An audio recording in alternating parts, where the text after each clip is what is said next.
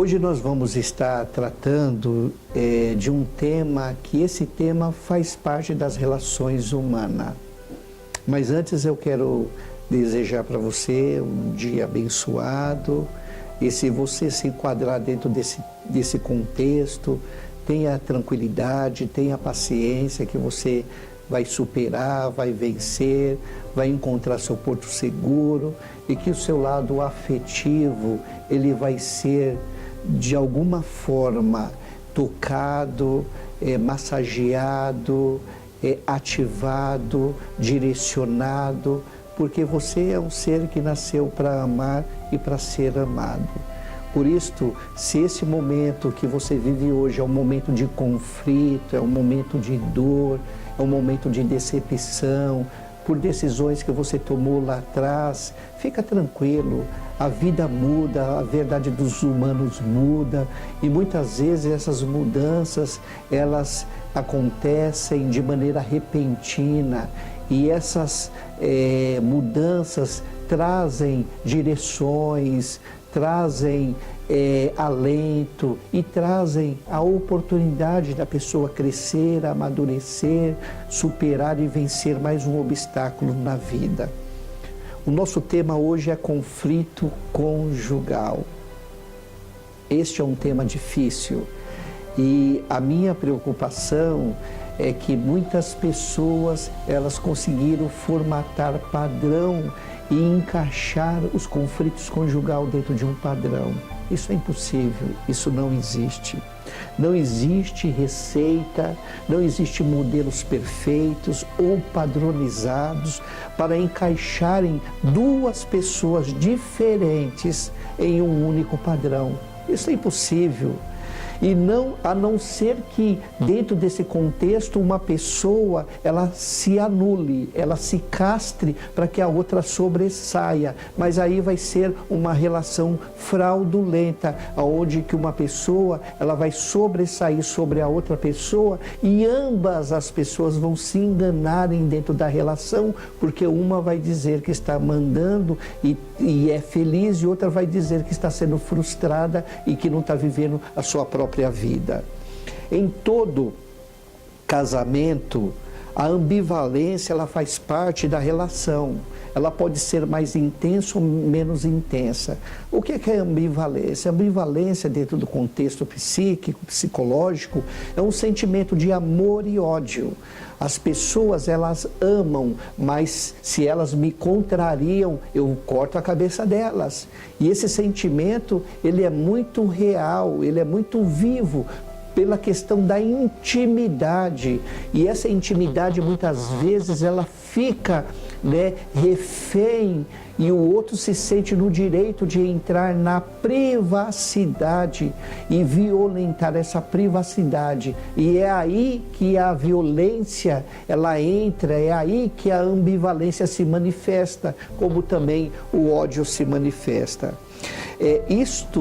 Neste caso, no caso de você citar exemplos, alguns conselheiros citam exemplos das suas relações conjugais e motiva as pessoas a fazerem aqueles exemplos particulares, peculiares, dentro do contexto desses motivadores, e as pessoas muitas vezes fazem e não dá certo. Por quê? Porque isso é uma fraude, porque cada pessoa é uma pessoa, cada casal é um casal e nunca existirão pessoas iguais e nunca existirá casais iguais, modelos de casais iguais. Essa é a dinâmica da grandeza, da soberania, da capacidade, da particularidade que o Criador criou cada ser humano. Nenhum ser humano se encaixa na forma de outro ser humano, mas isso nós observamos dentro do contexto social, cultural. As pessoas estão querendo ser o outro, as pessoas estão querendo pensar como o outro, as pessoas elas imitam até as articulações do outro, quando na verdade a pessoa está castrando a sua própria individualidade, a sua própria essência, a sua própria grandeza.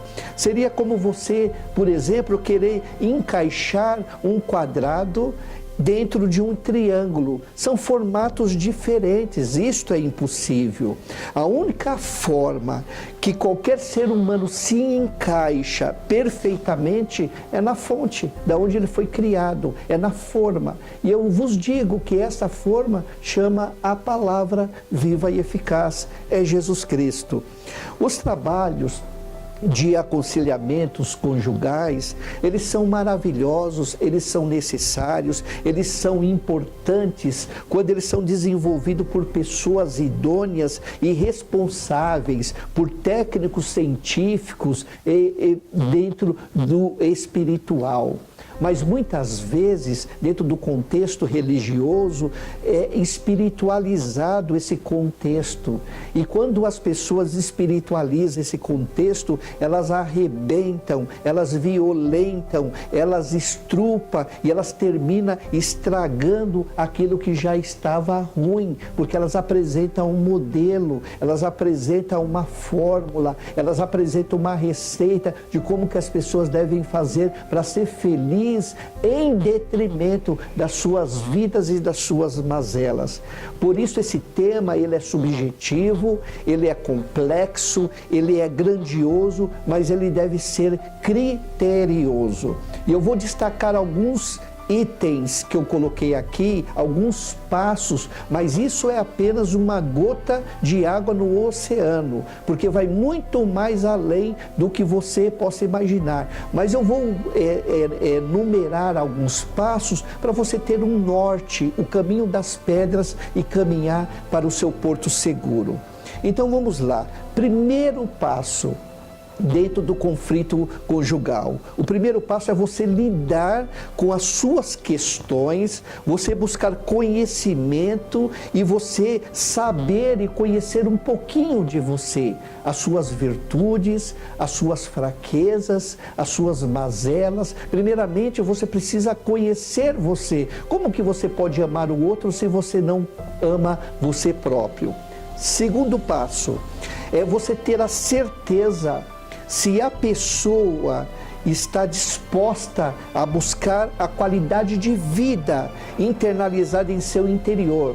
E eu não estou falando do casal, eu estou falando de maneira particular. Se você está disposta a conhecer, a aprofundar, a interagir, a explorar o seu interior, que são as questões que definem a sua vida e o seu estilo de vida. Terceiro passo: qual é a disponibilidade que o casal tem agora entre o casal para reconstruir a relação de maneira recíproca? Está dentro de uma balança, tem um equilíbrio, e nessa relação o casal ter consciência que vai ter as percas, mas também vai ter os ganhos. Quarto passo é se o casal está disposto a pagar o preço em construir a relação. Está falando da linguagem, do diálogo, ter o mesmo consenso, o mesmo objetivo, o mesmo entendimento, a mesma busca, o mesmo alvo para ser alcançado. Quinto passo é saber que terei uma caminhada árdua pela frente. Isto é inevitável, porque além de você lidar com as suas mazelas, você também vai ter que lidar com a mazela do outro.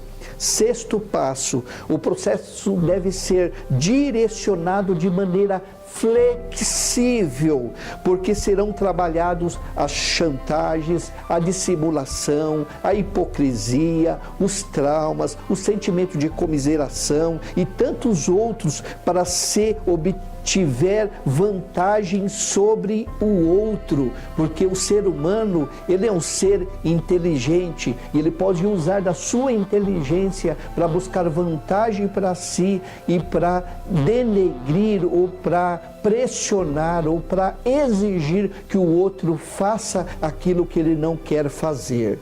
Dentro desse contexto, nesse contexto, você deve trabalhar também as questões específicas do macho e da fêmea. Exemplo: o falar da mulher, ou ficar quieto do homem, porque a mulher tem uma necessidade de falar.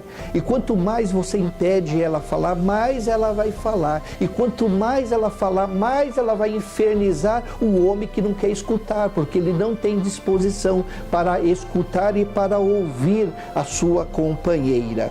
Depois tem as questões hormonais, as questões sexuais, as questões físicas, as questões sociais, as questões econômicas, e se no caso tem filhos envolvidos, tem as questões dos filhos, se tem enteados envolvidos, tem as questões dos enteados, tem as questões familiares, dos familiares que compôs esta relação, e nesse contexto também tem as questões psicológicas, patológicas, os vícios, os hábitos e tantos outros ranços que precisam ser entendidos, trabalhados, desenvolvidos, curados, direcionados. Então você observa a dinâmica, a logística, a grandeza, a perplexidade, a complexidade, a subjetividade que é lidar com as questões do conflito conjugal? Vai muito mais além do que a gente possa pensar de maneira limitada, medíocre e muitas vezes estúpida. Por isso, o profissional, ele sempre deve manter neutralidade absoluta e apenas direcioná-los, porque o seu contexto não tem nada a ver com o contexto no qual ele está trabalhando, e porque a sua realidade não pode contra-transferir com a realidade que ele está trabalhando, porque senão virará uma salada mista e aquele profissional arrebentará com aquela relação que já está arrebentada.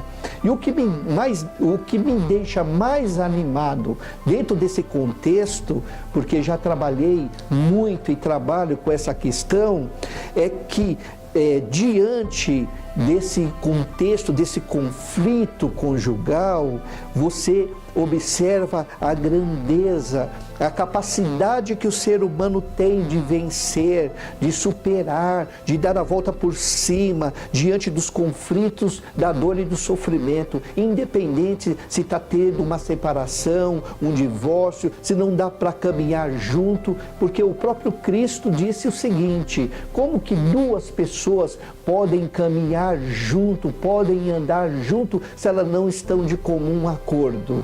Isto é quase impossível, mas isto acontece. O ser humano, ele não é uma máquina que você pode dar um diagnóstico fechado e dizer: este é o seu diagnóstico, faça assim e você terá qualidade de vida. Ele é um ser eterno, ele é um ser nobre, ele é um ser grandioso, ele é um ser maravilhoso. Portanto, se você está passando por um grande conflito conjugal, observe apenas essas limitadas dicas, porque elas são muito pouco pela sua grandeza. Então, um grande abraço para você, meu querido e minha querida. Mas pare, pense, analise e reflita. Por isso, pare, pense, analise e reflita. Um grande abraço.